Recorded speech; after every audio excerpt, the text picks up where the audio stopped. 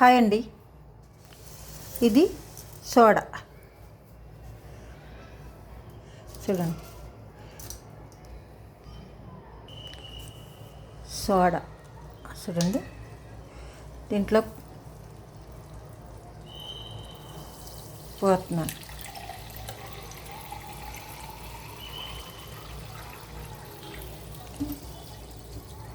కొంచెం సాల్ట్, కొంచెం నిమ్మకాయ, నిమ్మ సోడా రెడీ. తెల్లైన వాళ్ళకి నిమ్మ సోడా ఎలా చేసుకోవాలో చూపించాను అంతే. వీడియో నచ్చితే లైక్ చేయండి, షేర్ చేయండి, సబ్స్క్రైబ్ చేసుకోండి.